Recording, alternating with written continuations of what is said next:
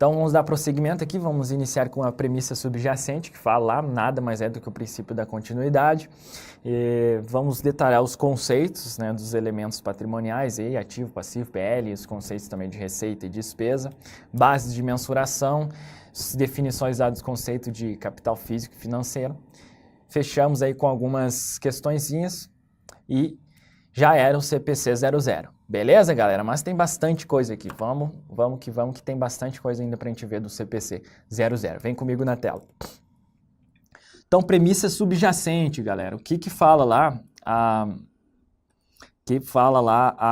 A estrutura conceitual. Ela fala o seguinte, galera. As demonstrações contábeis normalmente são elaboradas tendo como premissa que a entidade está em atividade, né? E irá manter-se em operação por um futuro previsível. Isso aqui eu comentei anteriormente, né, galera? Nada mais é do que o princípio da continuidade, aí sendo tratada de maneira expressa, né? Direta. De maneira direta, aqui falando que as demonstrações contábeis normalmente são elaboradas sendo como premissa que a entidade está em atividade e irá manter-se em operação por um futuro previsível, né? Então, parte lá do pressuposto de que a entidade não tem intenção e também, né, a necessidade de entrar em processo de liquidação, de reduzir materialmente lá as suas operações. É isso que fala a estrutura conceitual. Beleza, galera?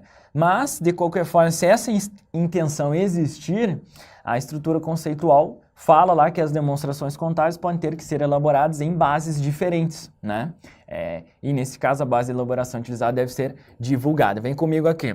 Qual é a ideia, galera? Então, parte do princípio que a entidade ela vai ter suas atividades contínuas. Não parte lá da premissa, pô, o ano que vem eu vou fechar as operações. Se esse for o caso, isso aí tem que ser divulgado lá nas demonstrações contábeis. Mas ela parte do princípio que a entidade está perene lá, ela vai durar aí. Enfim, vai continuar suas operações. Até porque isso impacta o que é as bases de mensuração, né? Os valores de entrada, valores de saída que nós vamos ver aqui na sequência da aula sobre as bases de mensuração.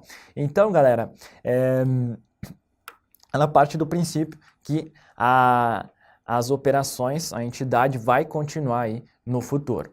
Caso a entidade ache, pô, 2020 eu vou finalizar as operações, por exemplo, isso aí tem que estar evidenciado lá em notas explicativas, a princípio. Beleza, galera? Basicamente é isso, saber dessa premissa aí da subjacente, que ela chama, né? Premissa subjacente da continuidade. Nada mais é aí que o princípio da continuidade, sendo tratado aqui de forma expressa.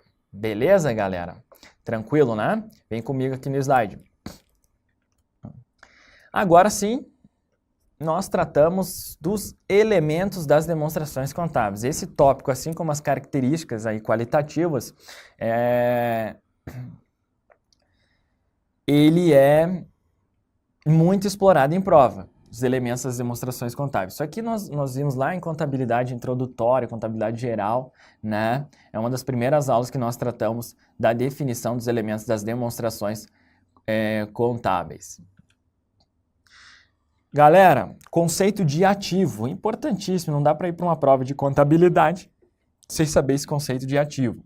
Ativo é um recurso controlado pela entidade, então são três características básicas aqui.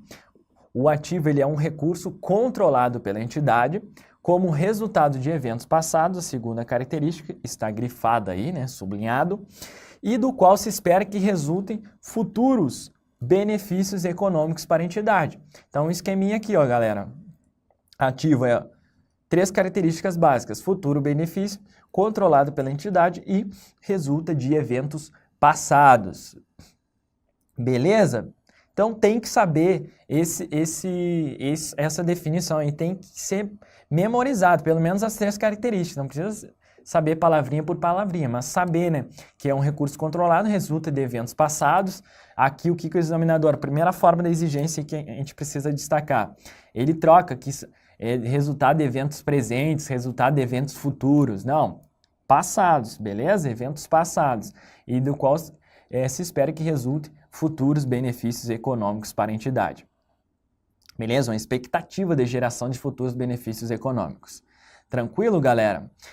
Vamos tentar destacar aí qual é a ideia de cada um. Acho que eu não coloquei aqui, mas vamos começar aqui nesse slide. Vamos deixar aqui nesse aqui. A gente deixa o esqueminha aqui e tenta destacar. Galera, então, futuro benefício. Primeiro aqui. O que significa esse futuro benefício econômico? Nada mais galera, que é a essência aí do ativo, né? Para que serve o ativo? Para gerar futuros benefícios econômicos para a entidade. Então, nada mais do que o potencial de contribuição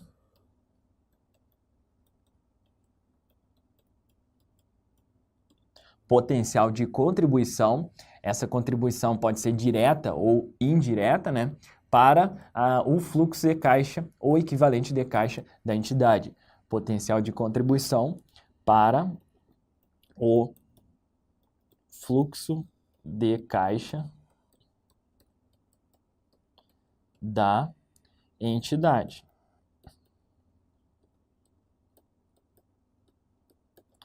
Beleza? Potencial de contribuição para o fluxo de caixa da entidade. Vem comigo aqui. Então, por exemplo, aí, a entidade adquiriu um veículo. Esse veículo aí, é óbvio, né, que ela adquire um veículo para quê? Para esse elemento, né, esse ativo, ele gerar potencial aí de contribuição de fluxo de caixa. Para que ela vai adquirir um veículo? Para transportar mercadoria, por exemplo. Não é mesmo? Para transporte de pessoal, transporte de mercadoria, efetuar minhas entregas, né? Isso é para quê? Para gerar futuro potencial aí de contribuição para os fluxos de caixa. Essa é a ideia, por isso que ela compra um veículo, por exemplo. Então, é a essência do ativo a geração aí de futuros benefícios econômicos. Beleza, galera? Eu vou retornar depois aqui nessa mesma exemplo aqui do veículo. Vamos ver a próxima característica, então.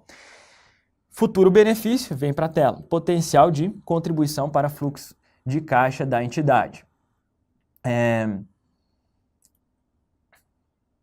Ela fala ainda lá, nesse contexto aqui, a estrutura conceitual, como que os ativos podem dar origem a benefício econômico, galera. Quando eles são lá usados na produção, né, de estoques, quando eles são trocados por outros ativos, eles são usados para reduzir um passivo, eles são distribuídos aos proprietários da entidade. Então, algumas formas aí que os ativos podem dar origem a benefícios econômicos. Vamos colocar aqui até, para ficar bem completinho aqui. Formas, vamos lá.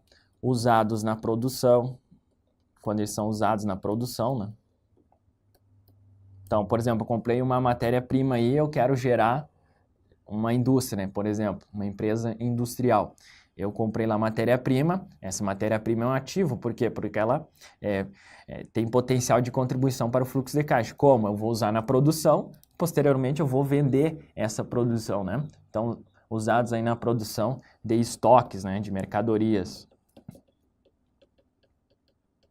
Outra forma que eles podem gerar potencial aí de contribuição para o fluxo de caixa da entidade, quando eles são trocados por outro ativo.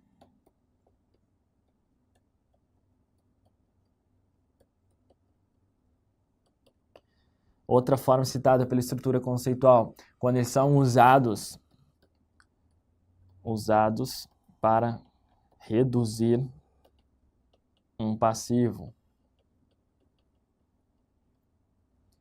E quando eles são distribuídos aos proprietários da entidade.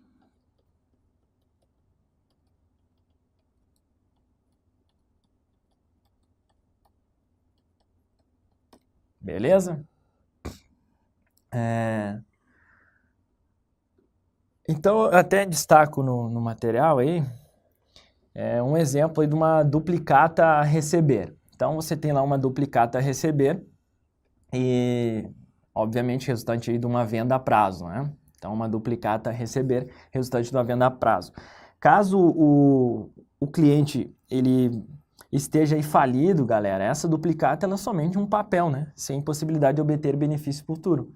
Então, nesse caso, essa duplicata não é um ativo, beleza? Então, vem comigo aqui. Tem uma duplicata a receber. O cliente lá, ele está falido. Ele vai pagar essa duplicata? Não vai pagar. Então, essa duplicata tem potencial de contribuição para o fluxo de caixa da entidade? Não tem. Então, se qualquer uma dessas características aí, controle pela entidade, futuro benefício e resultado de eventos passados, não ser atendida, esses 3 requisitos, a definição de ativo está comprometida. Eu não posso considerar esse elemento como um ativo. Então, exemplos aí que eu coloco na aula, duplicatas a receber de um cara lá que está falido. Esse credor da entidade não vai pagar essa duplicata. Ou seja, essa duplicata tem potencial para contribuir para o fluxo de caixa? Não tem, não é mesmo? Então, eu não posso considerar na definição de ativo. Beleza? Outro exemplo aí, eu tenho uma máquina lá, só que ela tá destruída já. Ela não está em funcionamento, não funciona mais, ou seja, ela tem potencial para contribuir para o fluxo de caixa da entidade? Não tem, não é mesmo? Então, nesse caso aí, se é inservível, né, uma máquina inservível, é outro exemplo de elemento que não vai me gerar potencial para contribuição do fluxo de caixa. Beleza, galera? Mais ou menos isso aí, eu acho que ficou bem tranquilo, né, de entender essa característica aí, geração de futuros benefícios. Beleza? Vamos lá para a segunda característica, então, vem para a tela. Segunda característica, que nós vamos detalhar aqui, controle pela entidade. Então, controle pela entidade. O que é esse controle pela entidade, galera? Isso aí refere-se ao fato de que o benefício futuro ele deve ser controlado pela entidade. Então, vocês podem perceber aí que a definição não utiliza o quê? O termo propriedade. A propriedade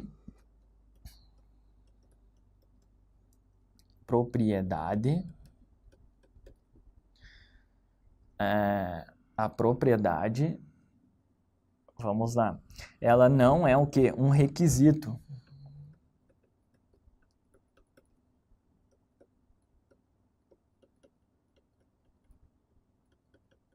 A propriedade não é um requisito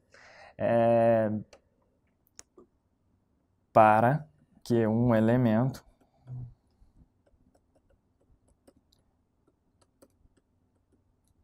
seja enquadrado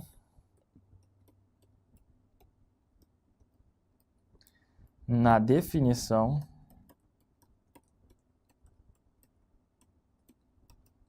de ativo. Qual é a ideia? Propriedade não é um requisito para que um elemento seja enquadrado na definição do ativo.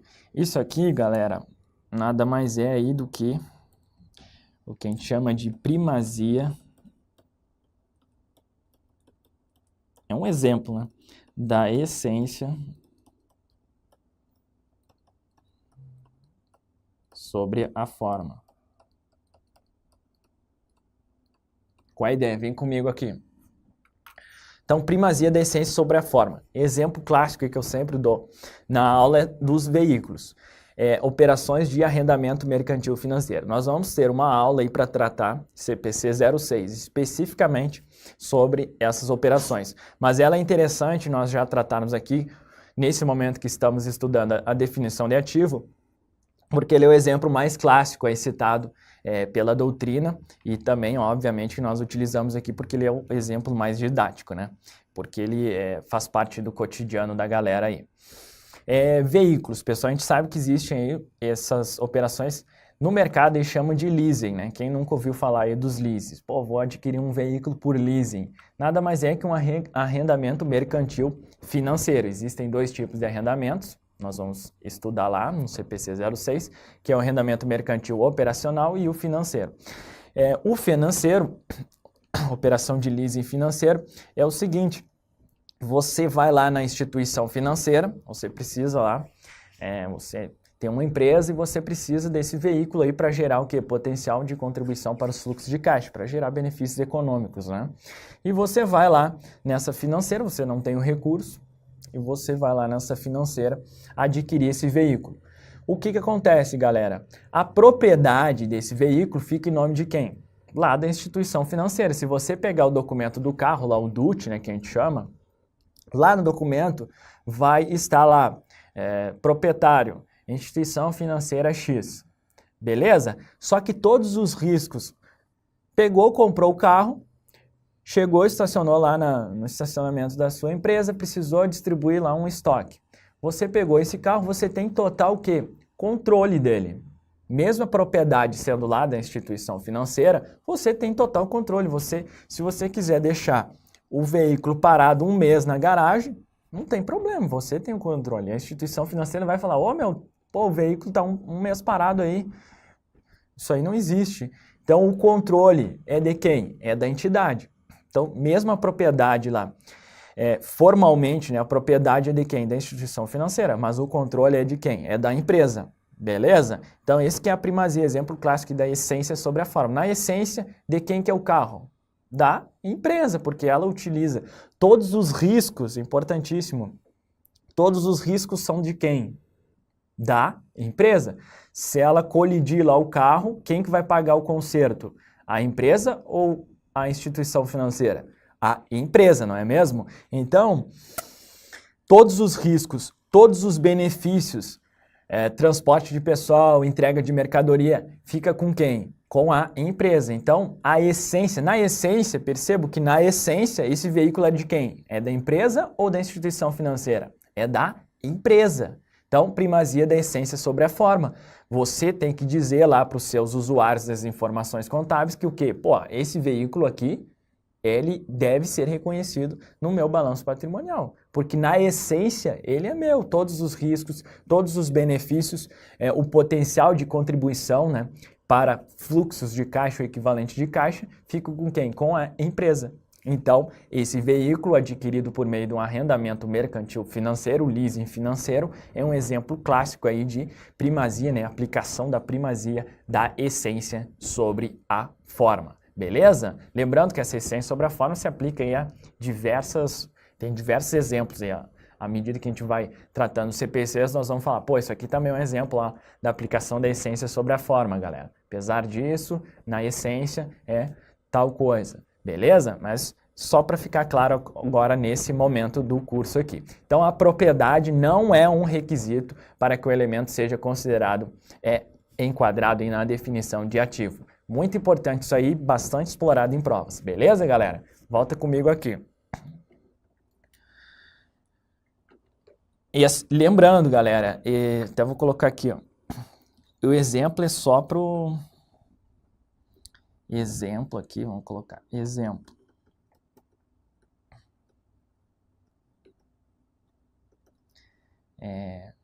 Operação, arrendamento.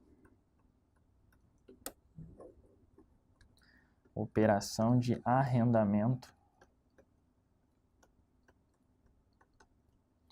mercantil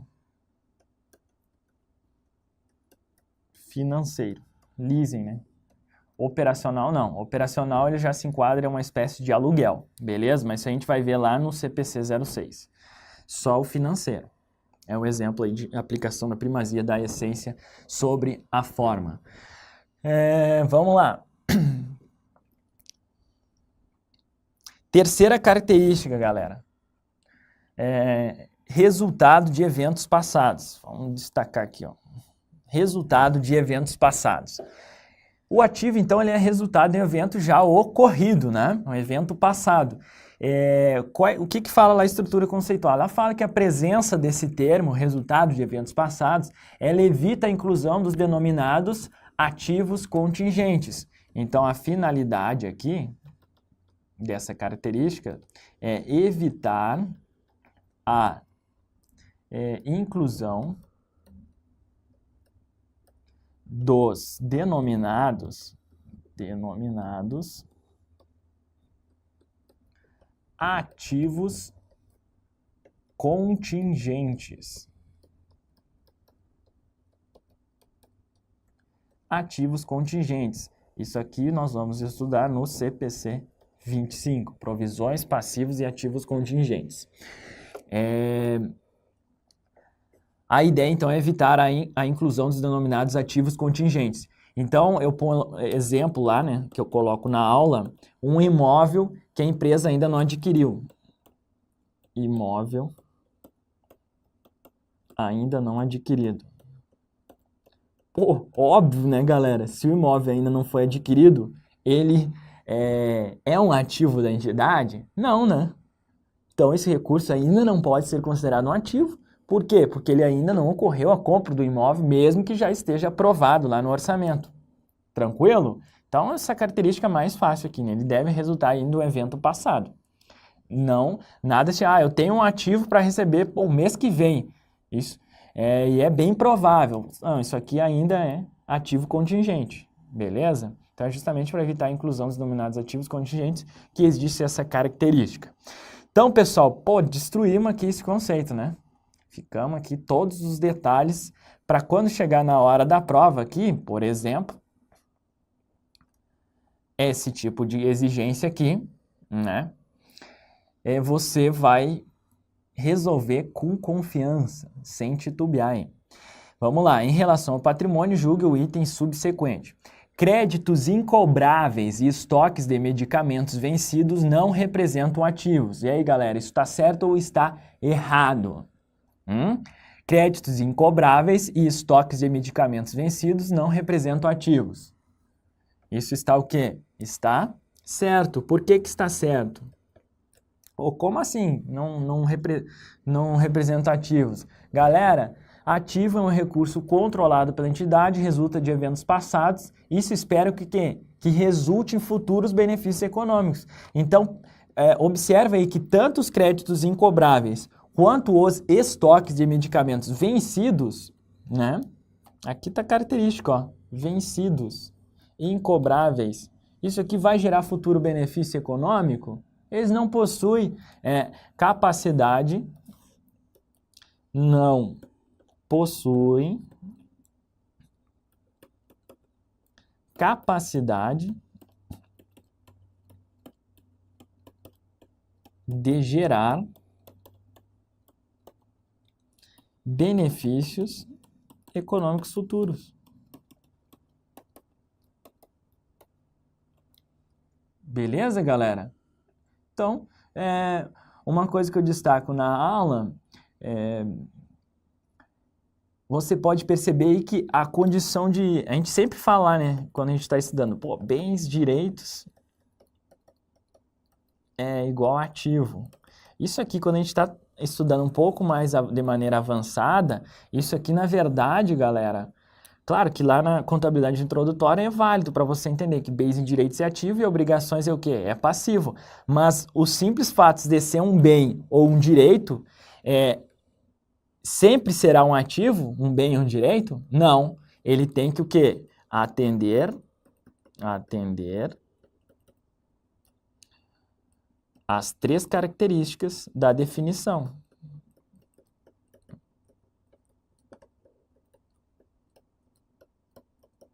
E além disso, para ser reconhecido, mais, que nós vamos ver aí na sequência, mais o que? Os critérios para reconhecimento. Critérios para reconhecimento. Percebo que o buraco é mais embaixo. Reconhecimento. Então, não é o simples fato lá de ser bens e direitos, não garante aí, né, que seja um ativo. Então, esses 2 exemplos aqui, créditos incobráveis e estoques de medicamentos vencidos, aí, eles não representam ativos. Por quê? Porque eles não possuem a capacidade de gerar benefícios econômicos futuros. Então, ele tem que atender às 3 características da definição, né? Gerar futuros benefícios, ser controlado pela entidade e ser resultado de eventos passados. E, além disso, para ser reconhecido no balanço, ele tem que atender os critérios para reconhecimento, que nós vamos ver aí na sequência da aula. Beleza, galera? Outra questãozinha aí exigida pela FGV agora. Em relação aos ativos da entidade, assinale a afirmativa correta. São representados por todos os bens e direitos da entidade. E aí, galera? Acabei de falar sobre isso, né? Errado isso aqui. Olha aqui, o cara que estudou lá só contabilidade e a FGV, né, a maldade, o examinador já coloca na opção A. Para aquele cara afoito lá, ele marca assim, já vai para a próxima, né? Então, os peguinhas, geralmente, eu sempre ficava com o pé atrás nas opções A. Eu tinha uma revolta aí quando, pô, tava muito fácil a questão e a opção era a alternativa A, a opção A, né? Eu ficava sempre meio com o pé atrás, porque geralmente o peguinha tá na opção A. Esse é um exemplo aqui. São representados por todos os bens e direitos da entidade. Não, nem todos os bens e direitos são considerados ativos, mas somente aqueles que se enquadram lá, né, nessa definição e que atendam os critérios de reconhecimento estabelecidos pela estrutura conceitual. Beleza, galera? A mensuração a valor de mercado é proibida.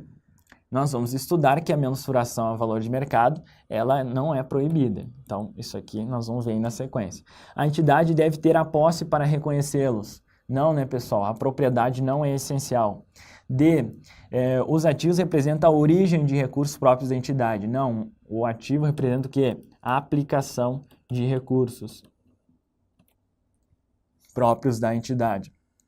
E sobrou, né, então, o gabarito opção E aí.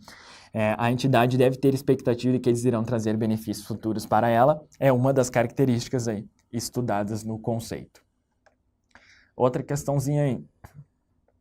A estrutura conceitual da contabilidade aprovada pelo CPC 00 define-o como um recurso controlado pela entidade decorrente do resultado de eventos passados, do qual se espera que refluam futuros benefícios econômicos para a entidade. A estrutura se referindo ao quê? Ao conceito de, porra, barbado, né? Ativo. Na opção A aí, beleza? Uma questãozinha aí bem tranquila. Então, pessoal, com isso aí, vem comigo aqui. Nós detonamos aí, né, o conceito, a definição de ativo.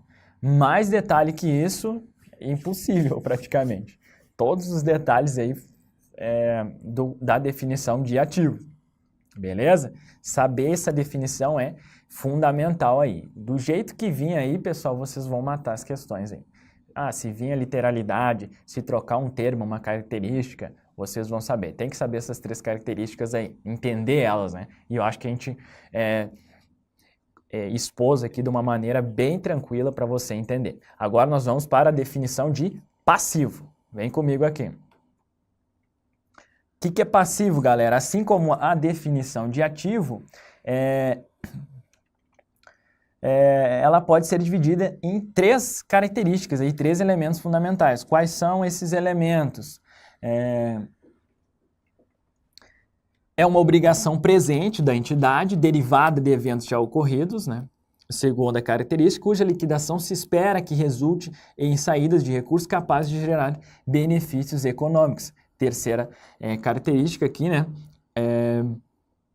Liquidação se espera que resulte em saída de recursos. A terceira característica do conceito de passivo. Então, galera, algo só pode ser considerado passivo quando cumprir essas 3 condiçõezinhas aqui em conjunto. Beleza? Acho que a gente vai fazer a mesma ideia aqui. Vamos lá. Obrigação atual. Que parada é essa? O que fala lá a entidade? Então, pessoal, até vamos colocar por meio de um exemplo aqui. Então, exemplo para vocês entenderem, dívida já quitada. Pô, barbada, né? Raciocínio lógico aqui. Se a dívida, por exemplo, por que tem que ser uma obrigação atual, galera? Pô, se é uma obrigação passada, não é mais um passivo, não é mais uma obrigação. Então, por exemplo, dívida já quitada. Ela atende a essa definição de obrigação atual? Não, né? Nesse caso, isso lá não pode constar lá no balanço como um passivo. Por quê? Porque não representa uma obrigação atual. Isso não é uma obrigação atual, né? Então, dívida quitada não é uma obrigação atual. Então, para ser considerado, tem que ser uma obrigação atual. Beleza? Então, esse exemplo aí já mata essa característica. Resultado de eventos passados, galera. Resultado de eventos passados. Então, eu ponho lá na aula também uma hipótese, para a gente entender. Então, a empresa exemplo, a empresa ela está necessitando de recurso, ela vai lá numa instituição financeira para obter um empréstimo, beleza? Então ela efetua o cadastro, preenche tudo lá, aquela papelada e vamos lá, ela tem que o quê? Ela vem comigo aqui na tela. Então ela vai lá, efetua um empréstimo, preenche todos os formulários lá, beleza. Nesse momento, tá lá. Isso já é um passivo para a entidade? Não, né? Por quê? Porque ela ainda precisa o quê? Formalizar, ela precisa assinar lá o documento.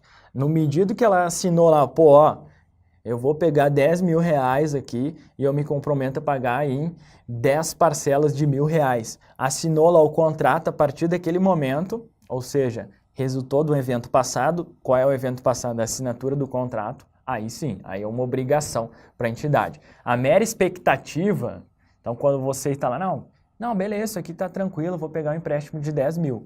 Pô, vai pegar algo futuro, né? Vou tomar, né? O termo mais correto, tomar um empréstimo. Não, só vai ser uma obrigação depois que você assinar. A assinatura é o evento passado aqui no caso, então deve resultar de um evento passado. Beleza, galera? Esse exemplo eu acho que fica bem claro para você entender essa característica. Terceira característica vem no slide. Então, segunda aqui, né, resultado de eventos passados, e a terceira é a liquidação, se espera que resulte num desembolso. Então, galera, o passivo ele pressupõe não ser possível evitar, até vamos escrever isso aqui que é bonito, está lá no texto da estrutura conceitual. O passivo pressupõe não ser possível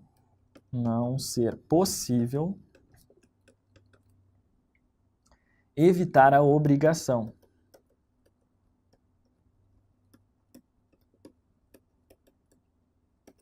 Qual é a ideia?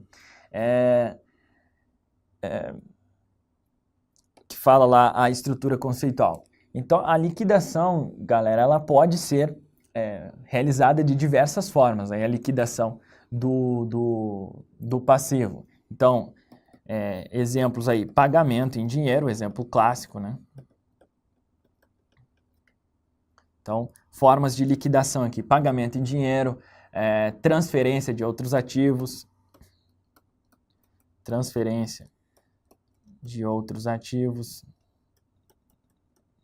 Então, eu tenho uma dívida lá, pô, em vez de pagar em dinheiro, eu vou te dar esse veículo aqui, cara. Então, ele transfere o ativo para lá, para a entidade. Ó, em vez de pagar em dinheiro, claro que o pagamento em dinheiro é o mais comum, né? Mas eu posso prestar um serviço, né? Prestação de serviço. É outra forma aqui de liquidar essa obrigação. Eu posso também substituição de uma obrigação por outra. Pô, eu tenho empréstimo, isso é muito comum na prática, no meio dessa crise. Deu uma obrigação por outra. Eu, peguei 10 mil para pagar em 10 parcelas. Aí o cara, não vai dar não isso aqui, cara. Vou pedalar, que eles chamam, né? Eu vou pegar mais dinheiro emprestado para pagar essa obrigação. Rolagem, que chamam da dívida, né? Então, uma obrigação por outra. E outras formas, essas são as principais aí citadas no texto da estrutura conceitual. Então, o passivo pressupõe não ser possível evitar a obrigação. Se é claro, se eu conseguir evitar a obrigação, não é uma obrigação, não é possível, né? Então, a liquidação se espera que resulta no desembolso. Outra parada aqui, galera, é que se espera. Ela não fala liquidação resultará num desembolso. Ó, fique atento. Se vir lá na prova, liquidação resultará num desembolso. Essa afirmativa vai estar errada. Liquidação, o que é o certo? Se espera, né, que resulte num desembolso. Tranquilo? Então, só para ficar um detalhezinho que eu já vi ser explorado em prova. Acho que é isso, galera, da definição. Aí vamos ver aqui uns exemplos reais aqui, né, de exigência. Primeiro exemplo aqui, questãozinha básica, né, assim como é o quê? Literalidade. Então, vamos botar aqui. Exemplo, exigência da literalidade. Ele simplesmente colocou lá, ó, passivo é o quê? Né? Uma obrigação presente, ok, identidade, derivados de eventos já ocorridos, eventos passados, ok, cuja liquidação se espera que resulte em saída de recursos, ok. Opção A aqui, toda bonitinha aí, né? Obrigação possível? Não. Obrigação possível? Não, né, galera? Um evento futuro? Não. Obrigação presente ou passada? Não, né? Obrigação presente. Uma obrigação provável? Não. Tudo isso aqui já está mais ligado aí a obrigações possíveis, prováveis, lá os passivos contingentes.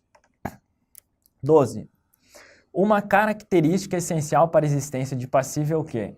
Pô, ela só quer saber uma característica, mais tranquila ainda, né?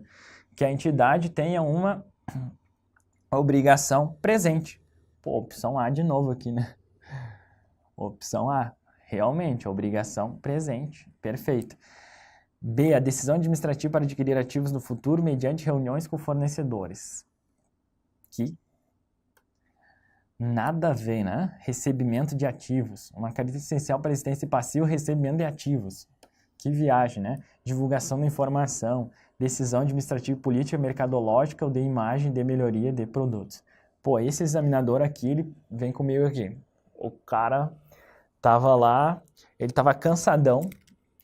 E daí, pô, a última questão lá da prova. Pô, não aguento mais, preciso fazer uma questão. Ele pegou e fez essa questão aqui. Depois de ter tomado aí uma meia dúzia de latinha de cerveja, o cara já tava tonto lá. Ele fez a opção A e as B, C, D e ele tava noutra frequência aí, né, pessoal? Totalmente fora aqui da realidade. Então, existem essas questões ridículas aí, uma questão muito barbada, e a gente não pode errar essas questões ridículas aí, né, pessoal? Tem que saber aí, tem que matar essas questões aí de prova. Vai ter muita questão ridícula, e é isso aí, a gente tem que conviver com isso aí, vamos lá acertar. Às vezes tem muitas questões, isso é comum, a galera vai lá no fórum de dúvidas e começa a colocar só questãozinha problemática. O que acontece, pessoal? Tem muita questão que tem gabarito definitivo, ele está errado, aí a pessoa ela não consegue, ela acredita no gabarito definitivo errado e não aceita que aquilo, ela aceita que o gabarito definitivo ele é assim, absoluto. Ela não aceita que aquilo está errado. Aí ela fica discutindo lá no fórum. Não, professor, mas isso, mas não sei o quê. Aí o cara aceita que isso aí tá errado, tá aqui, ó, tá na lei. E fica aquela discussão lá no fórum que não vai agregar valor nenhum. Então, todas as questões que nós colocamos no nosso curso, elas são questões selecionadas. Eu coloco aquilo que eu sei que não vai gerar problema, não vai atrapalhar o nosso estudo. Então, tem muito aluno que naquela ânsia de buscar mais questões comentadas, vai ir nesses sites que tem aí, nada contra os sites, que tem questões comentadas, eu uso, né, para buscar questões.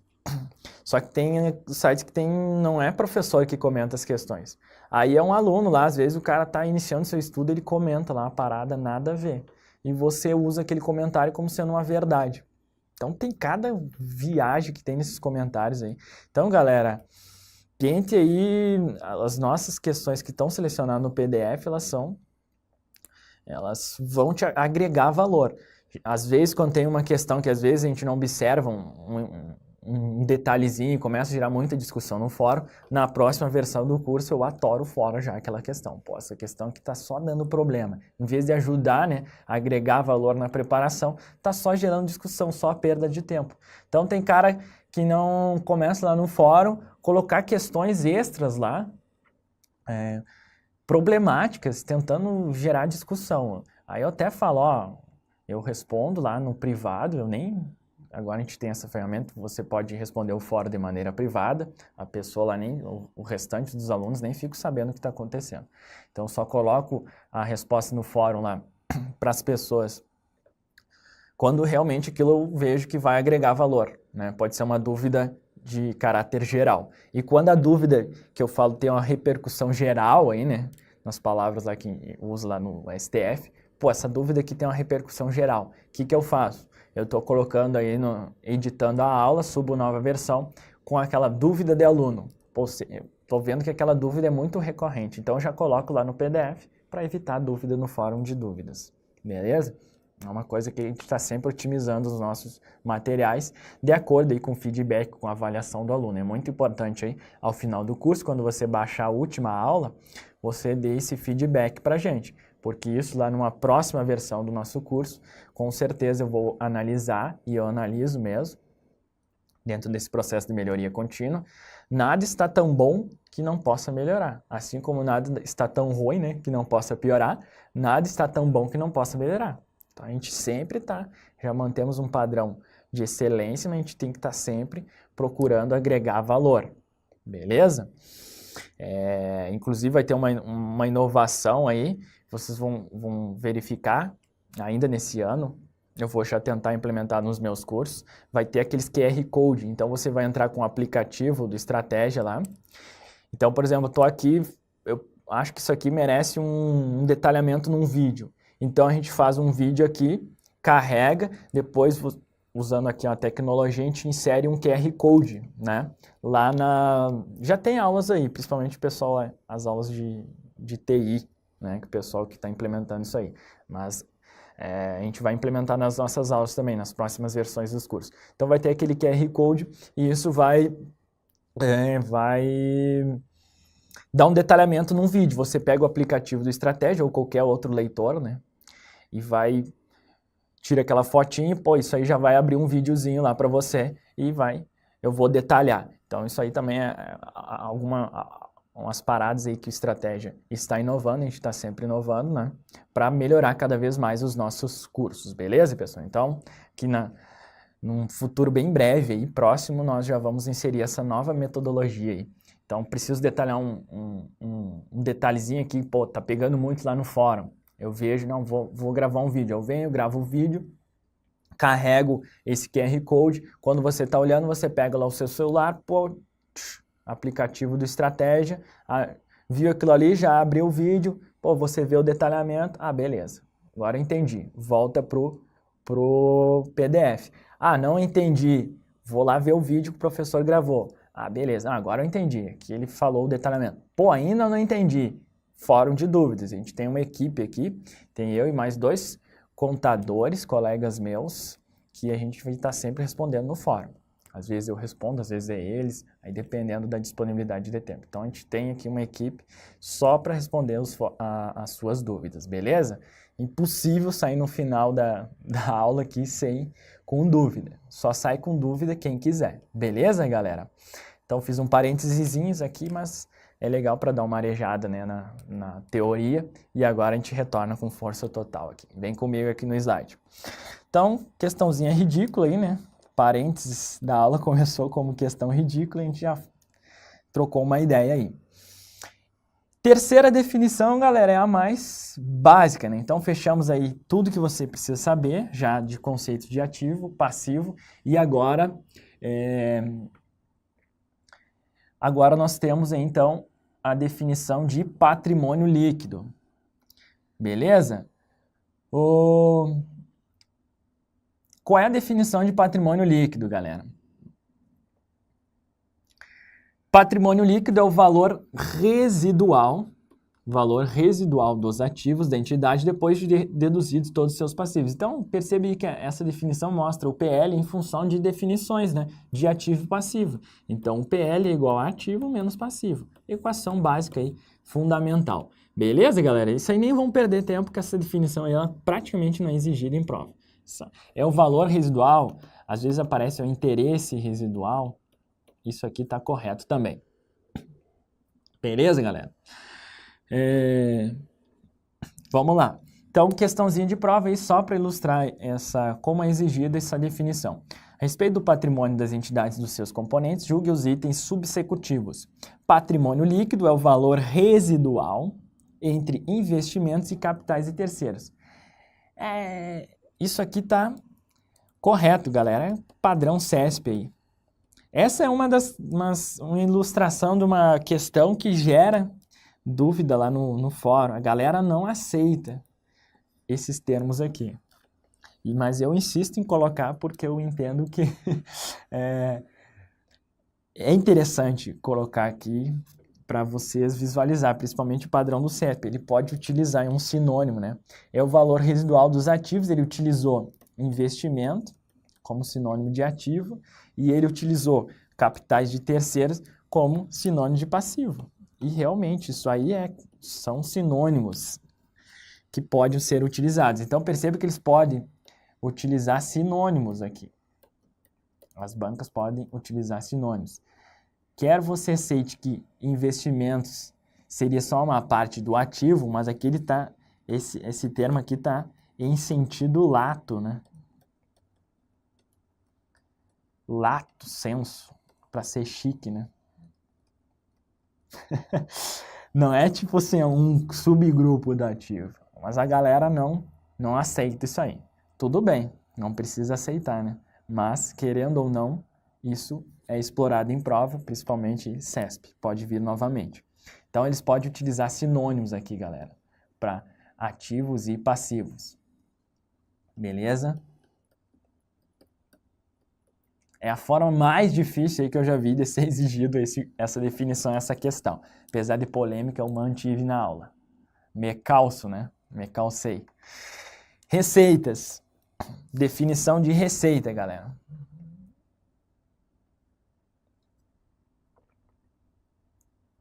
Vamos lá. Definição de receita. Receitas são aumentos nos benefícios econômicos. Então, primeira característica aqui, aumentos nos benefícios econômicos durante o período contábil, sob a forma de entrada de recursos, ou aumento de ativos, ou diminuição de passivos, que resultem em aumentos do patrimônio líquido e que não estejam relacionados com a contribuição dos detentores dos instrumentos patrimoniais. Beleza? Então, pessoal, essa definição de receita, ela abrange tanto receitas propriamente ditas, como os ganhos. Abrange os ganhos. Beleza, galera?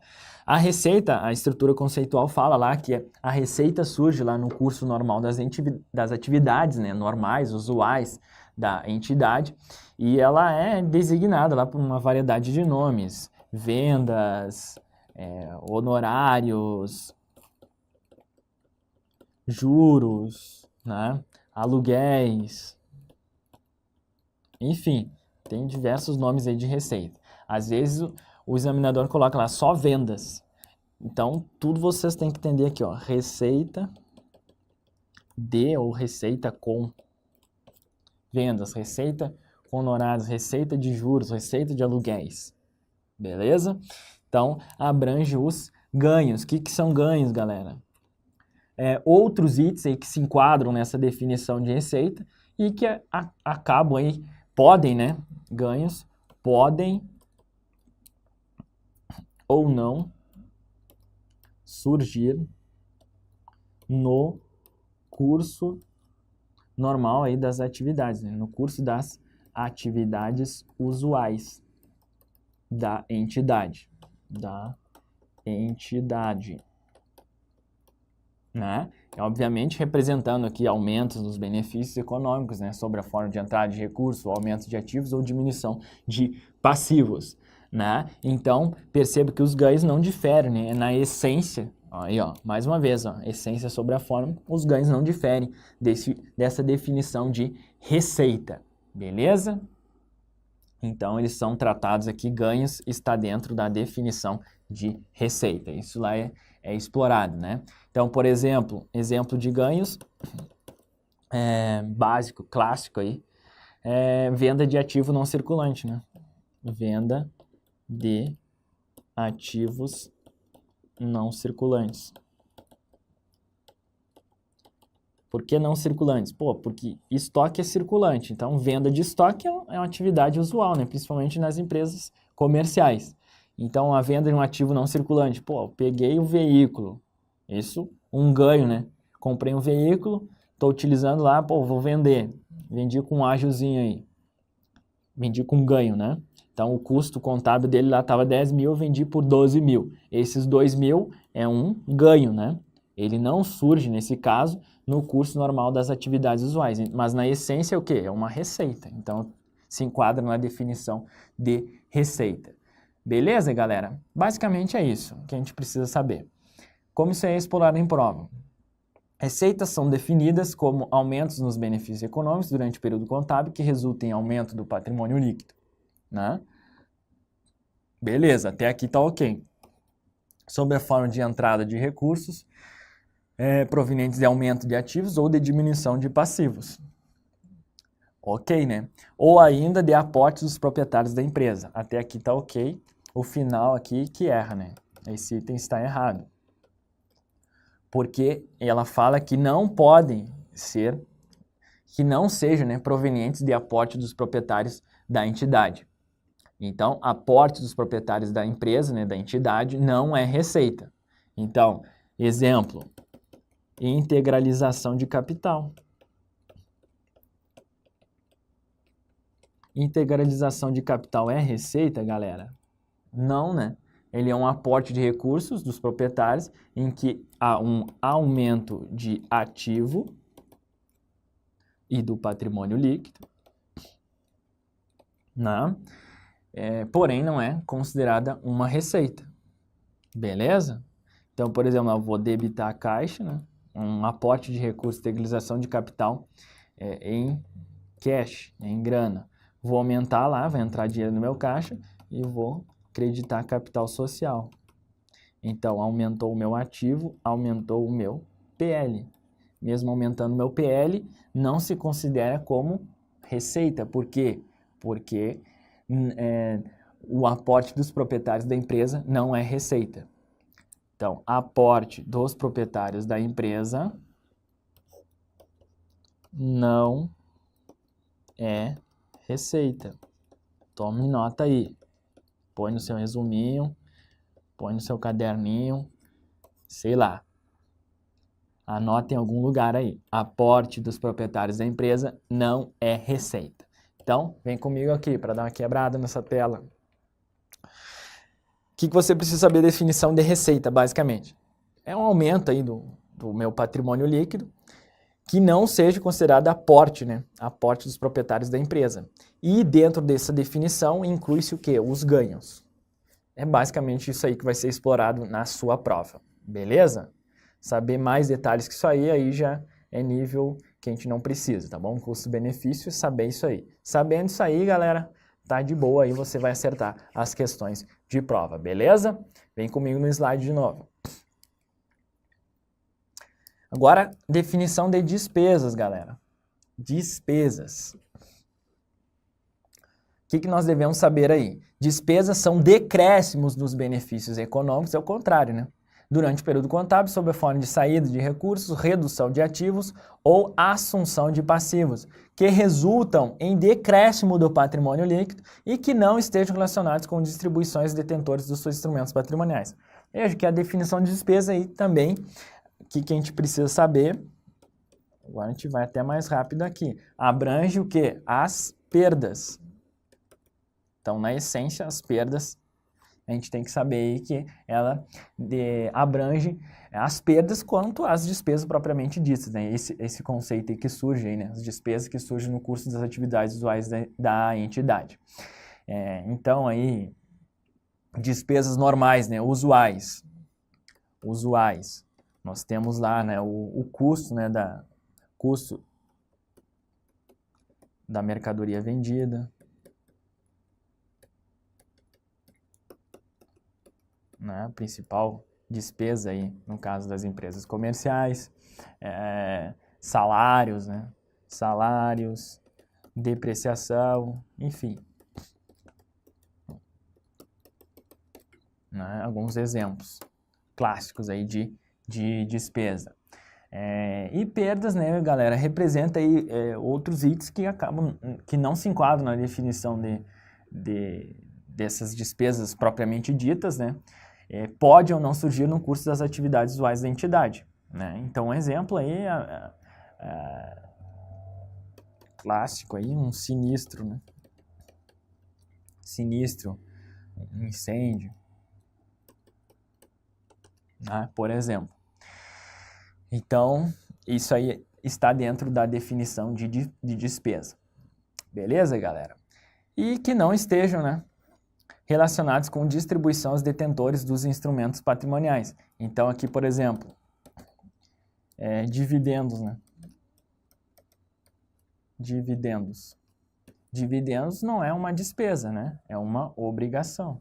Dividendos a pagar, né? Dividendos, o mínimo obrigatório lá que eu tenho que distribuir, é uma obrigação. Não é despesa. Por que que não é despesa? Porque aqui, ó, que não podem ser relacionados com distribuição aos detentores dos instrumentos patrimoniais. Beleza, galera? É isso aí que a gente precisa saber da definição. Vamos ilustrar isso aí como é explorado em prova. Os elementos diretamente relacionados com a mensuração da posição patrimonial e financeira são os ativos, os passivos e o PL. Com relação à afirmativa apresentada, assinale a alternativa correta. Vamos lá então, galera. A. Ativo é um recurso controlado. O legal dessa... Por que que eu destaquei essa questão aqui, galera? Porque ela é um exemplo, vem comigo aqui. Essa questão é exemplo, bem interessante e didático, como as questões, principalmente de múltipla escolha, elas são elaboradas.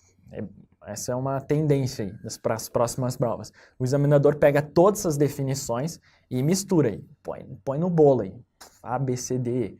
Então você tem que ficar atento lá, quais as características. Ele vai misturar uma característica do passivo lá no ativo, PL, uma característica da receita na despesa, da despesa na receita, e vai fazer um bolo lá. Então você tem que verificar, itemzinho por itemzinho, tem que ter muita atenção nesse tipo de questão para ver se todas as características estão batendo. Ele vai fazer uma confusão aí, uma salada de frutos com todas essas definições. Então, achei bem interessante essa questão, por isso que eu coloco lá já como uma que eu chamo de anotação da banca, né, para você verificar aí como pode ser exigido em prova. Beleza, galera? Volta aqui, então, vamos ver como é que funciona esse tipo de questão aí. Então, com relação ao afirmativo, assinale a opção aí, alternativa correta. Ativo é um recurso controlado, né? Beleza, característica, ok. Como resultado de eventos passados, você pode fazer isso aqui mesmo, lá com a sua canetinha Bic, azul ou preta ponta grossa, né? Você vai fazer isso aí na hora da prova, vai marcando as características, que nem eu estou fazendo aqui, ó, um recurso controlado, ok, resulta de eventos passados, ok, se espera que fluam futuros benefícios econômicos para a entidade. Beleza. Ó, tranquilo. Opção A aqui, tá certinha. Patrimônio líquido é uma obrigação presente? Não, né, galera? Isso aqui é a definição de passivo, né? Obrigação presente tirada, derivado de eventos passados e liquidação se espera. Isso aqui é o quê? Passivo, né? C, passivo é interesse residual. Olha o que eu falei, ó, que as bancas vêm. Valor, interesse residual. Isso aqui é o quê? PL, né? PL. D, ativo é entrada ou aumento de recursos que resulta em aumentos do patrimônio líquido. O que é isso aí, galera? Receita. E passivo é a redução de recursos que resulta em decréscimo do patrimônio líquido. Isso é o que? A definição de despesa. Feito? Legal, né, galera? Fechamos aí, então, o estudo das definições, ativo, passivo, PL, receitas e despesas.